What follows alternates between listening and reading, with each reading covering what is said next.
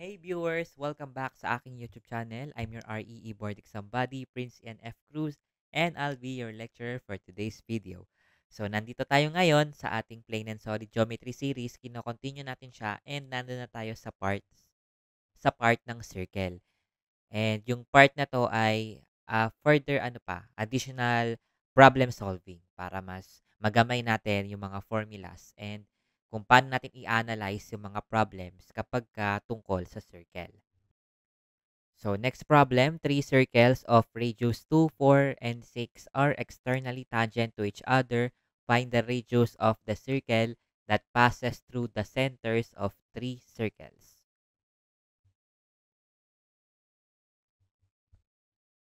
So, meron tayong three circles externally tangent to each other. So, itong dalawang to, externally tangent, meaning dapat nagiging tangent sila sa labas. Sa labas dapat nagmi-meet or nagtatangent. Tapos ito, externally tangent sa isa't isa. So, dapat lahat sila, nagmi-meet sila. 1 point lang. Halimbawa, ito. 1 point lang yung intersection nung dalawa. So, tangent yan. Tapos, nasa labas pa. So, externally. Tapos, itong dalawang point na to, isang beses lang din nag-intersect. And eto din. 1 point pa din. So, puro tangent yan.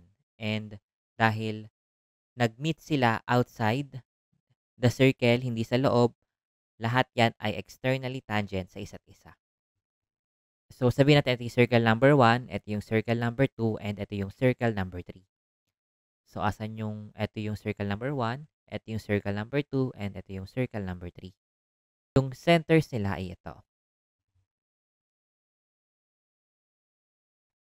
Gusto nating malaman yung radius ng circle na yan na nagpapass doon sa tatlong centers nila. Kung mapapansin natin, di ba meron tayong relationship? Di ba yung distance between centers ay yung add lang nung dalawang radius. So kung mapapansin natin, pag pinagdugtong natin yung centers ng mga yan, nakabuo tayo ng triangle.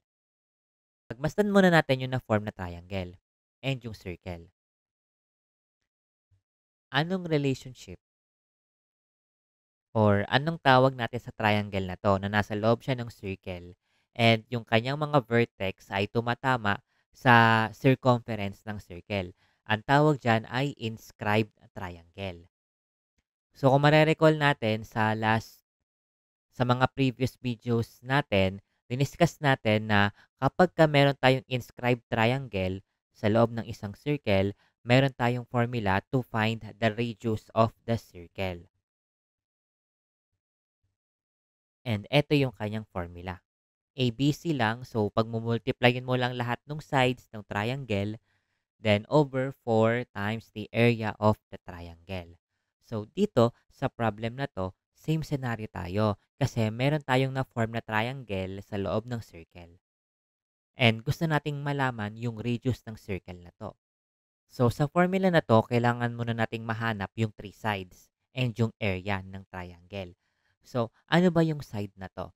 'Di ba this is the distance between circle 1 and circle 2 which are externally tangent to each other. And yung distansya nun ay yung sum nung dalawang radius. So para mahanap natin yung side na yan, pag-aadin mo lang yung radius ng circle 1 and circle 2. So, 2 and 4, di ba? So, 2 plus 4 or 6. Then, eto naman, distance between the centers ng circles 2 and 3. Add lang din natin yung dalawang radius. Kasi externally tangent yan lahat sa isa't isa. So, 4 plus 6 or 10. Then, eto naman, yung distance between circle 1 and circle 3. So, 2 and 6, di ba? So, 2 plus 6 or 8. So, meron na tayong ABC. Kumpleto na, kulang na lang tayo ng area. So, paano natin mahanap yung area ng triangle kung given tayo ng three sides? Pwede natin gamitin yung Heron's formula. Yung S, yung tinatawag na semi-perimeter. Kunin lang natin yung perimeter divided by 2. So, para magamit yung formula, kunin muna natin tong S.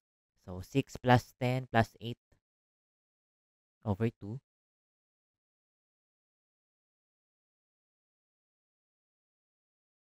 So, 12. So, palagi na lang natin dun sa formula ni Heron's, ay yung Heron's formula,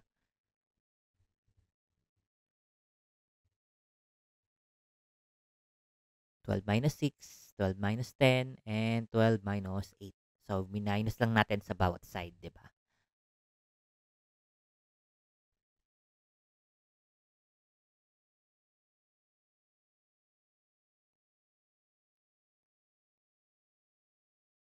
Then, input sa calcu, ang answer ay 24.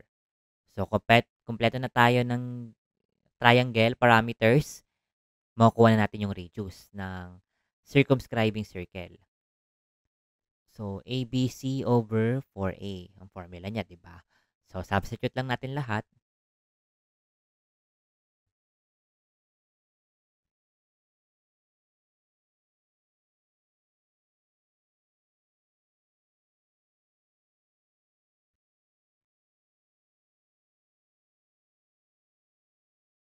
So, yung ating answer ay 5. So, yung radius natin ay equal to 5. Yan. So, last problem tayo sa video for today's video. So, a pendulum 1 meter long oscillates through an angle of 10 degrees. Find the distance through which end of the pendulum swings in going from one extreme position to another. So, ito yung pendulum, nag-swing daw siya or nag-oscillate through an angle na 10 degrees. Yung haba ng pendulum ay 1 meter. So, yung pendulum, kapag ka nag-oscillate ang pendulum, it swings an arc. So, di ba meron tayong parang arc na form, which is this one, or S.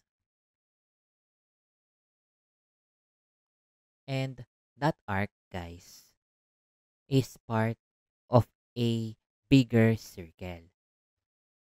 So, part yan, guys, ng isang malaking circle.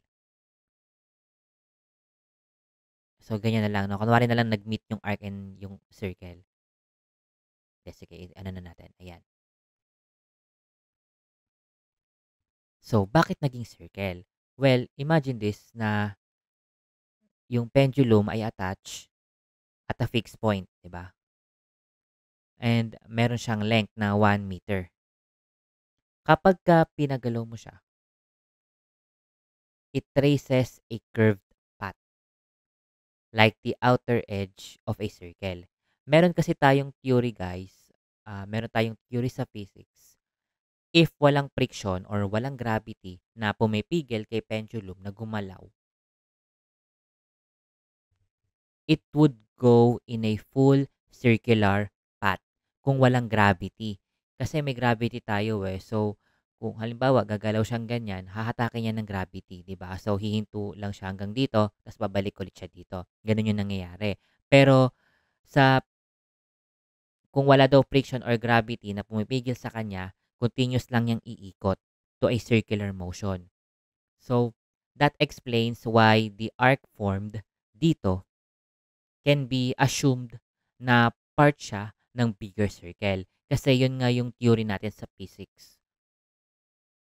So, ayun. So, wag na natin yun masyadong i-figure out. Wag na natin masyadong i-discuss. Kasi hindi naman to physics subject, no?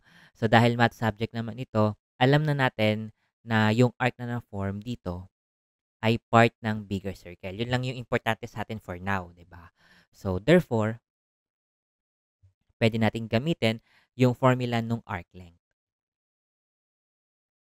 na S is equal to R times theta. Where yung theta ay yung 10 degrees and yung R ay yung 1 meter.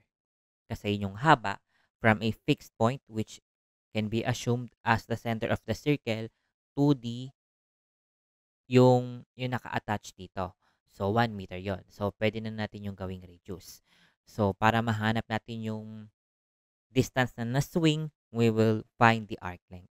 So arc length or S is equal to 1 meter times 10 degrees, which should be converted to radians. So times natin sa pi over 180,